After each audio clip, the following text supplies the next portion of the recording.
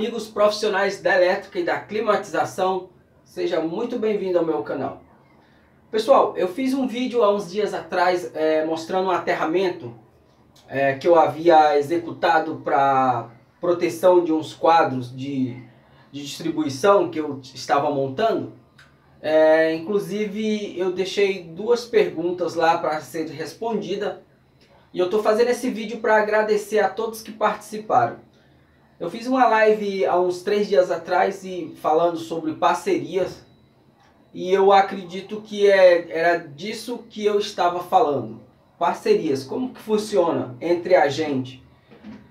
Eu faço os vídeos, compartilho tudo que eu aprendi durante esses 18 anos de caminhada dentro das obras e alguns cursos que eu já fiz, já andei falando também. Para quem não sabe, eu tenho 6 cursos profissionalizantes, 6 certificados e 1 diploma, todos na área de elétrica, rede de computadores e refrigeração e climatização. Então eu compartilho com vocês esse conhecimento adquirido a duras penas, pode ter certeza, e de contrapartida vocês me ajudam com like, com comentário, com compartilhamento, se inscrevendo no canal. Então é assim que a nossa parceria funciona. Eu tenho certeza que todo mundo sai ganhando e todo mundo fica contente com isso, beleza? E a respeito desse vídeo em específico sobre o aterramento, eu gostaria de agradecer em específico, alguns que responderam lá as questões que eu deixei, que são eles: Estudante Dialux, Felipe Victor, Francisco José, Jailton Coras, Walisson Maciel, Giochione, Júlio Lima, Fernando Lucas e G3 Inovação Drone. Inclusive, vou estar respondendo também a dúvida, vou estar esclarecendo, melhor dizendo, a dúvida do Wellison Vaz, que ele comentou lá quando eu falei que iria aplicar uma tensão 220 na primeira haste terra. Ele comentou que porventura não seria 127 e não 220. Vou estar esclarecendo isso daí também primeiro, e na sequência já vamos para o resultado da enquetezinha lá, das duas perguntas que eu deixei em aberto para vocês responder, beleza? Vamos ver então. Então, pessoal, vamos entender aqui. Quando o transformador que fica nos postes, nas ruas, que são distribuição de energia pública pelas concessionárias, esses transformadores eles são projetados, tá?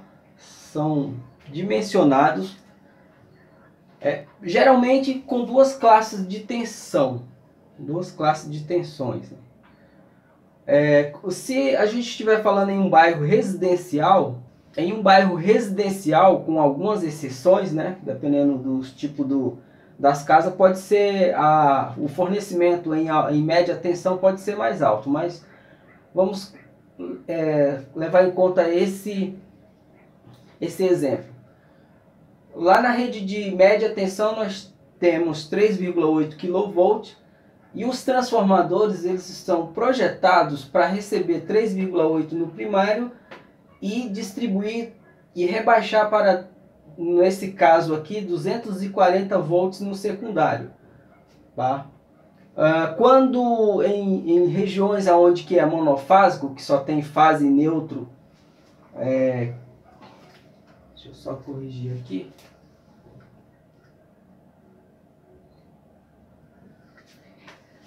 Aonde que tem apenas fase neutra, então ele recebe 3,8 kV no primário e no secundário 380 volts. Mas entenda, não existe fase, no caso do monofásico 380, não existe fase 220, e no caso do bifásico não existe fase 120 ou 127, mas aí no caso de 127 apenas se ele fosse o fechamento dele fosse estrela, isso aqui seria delta, tá? Que ele recebe uma fase tá, em um dos seus terminais, jampeia para o outro, e aqui no secundário você tem a tensão de linha de 220. Você só tem o 120 nesse caso aqui quando você faz a combinação de uma fase com o neutro, né? Numa expressão assim bem grosseira, é como se você quebrasse ela pela metade.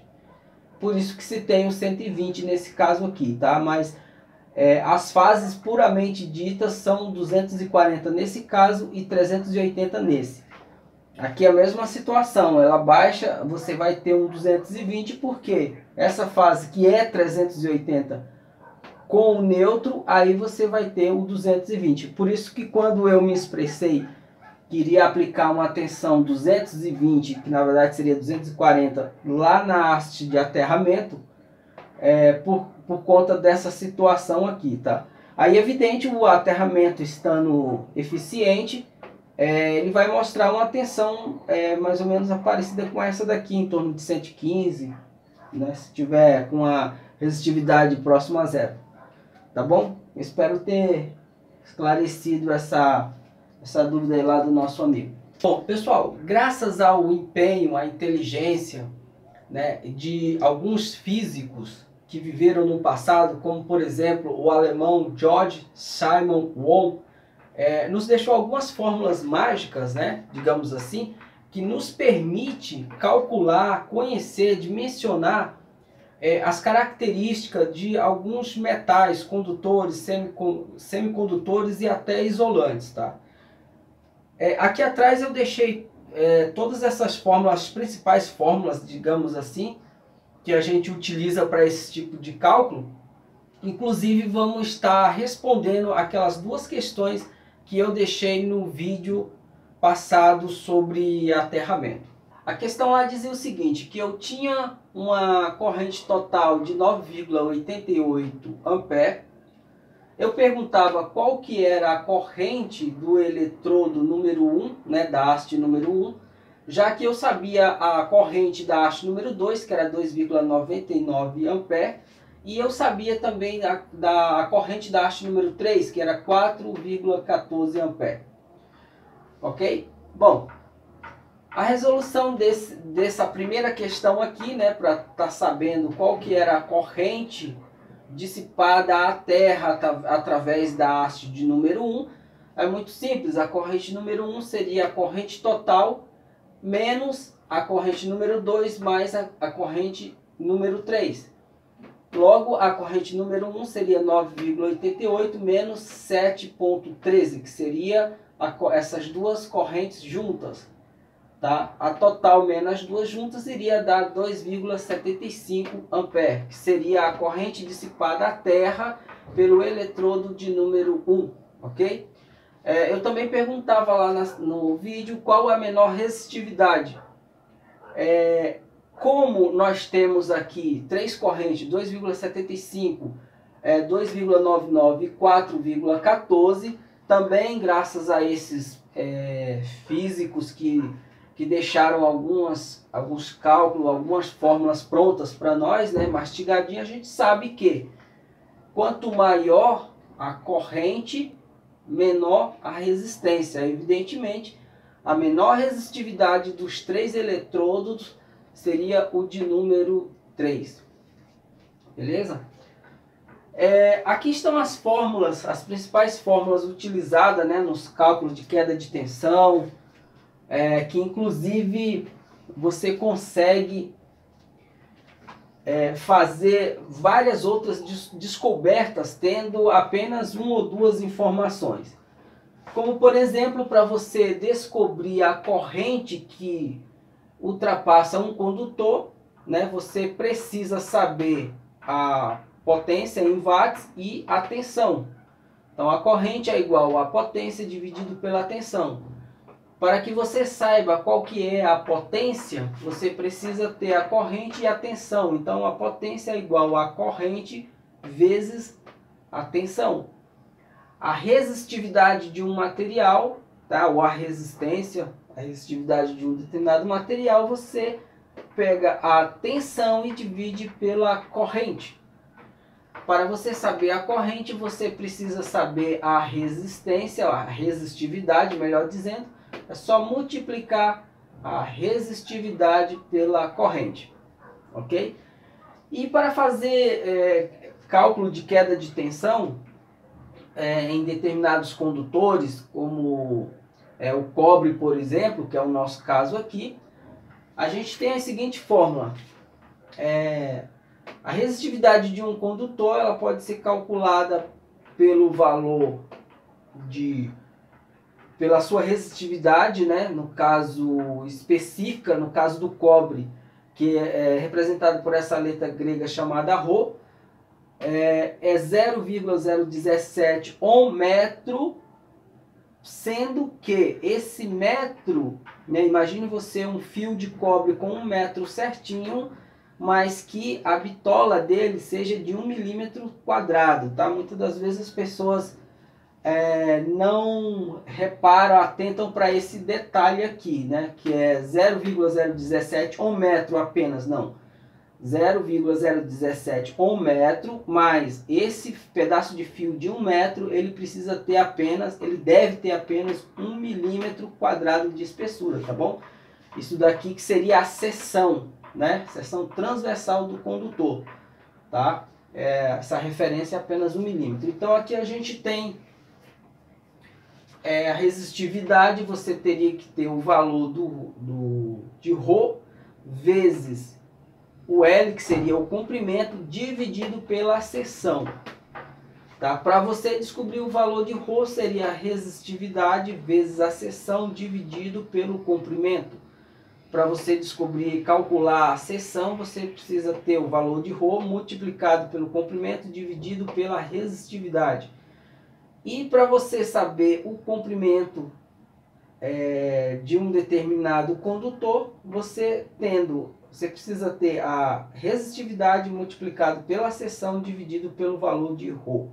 Então, baseado nessas informações, nesses cálculos, tá? Quem quiser ter um pouquinho de trabalho, colocar a cabeça aí para trabalhar um pouco, eu deixei aqui algumas questões e umas lacunas para serem preenchidas. Baseado nessas informações aqui, tá? Que nós já temos a resistividade, nós já temos a corrente, melhor dizendo, da haste 1, da 2 e da 3, e temos aqui a classe de tensão aplicada, que é 220. Através dessas informações é possível você, com essas fórmulas, tá descobrindo a resistividade da haste 1, a 2 e a 3. Já que sabemos que a menor resistividade nesse caso é a 3, porque ela tem uma maior condução de corrente, que é 4,14.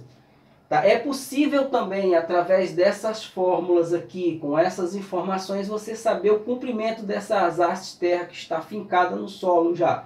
E lá a gente só viu, né, a ponta delas. Então, através disso daqui, que seria o L, o comprimento. Então, também pergunto, baseado nessas informações e nessas fórmulas, qual que é o comprimento da haste 1, da 2 e da 3, ok?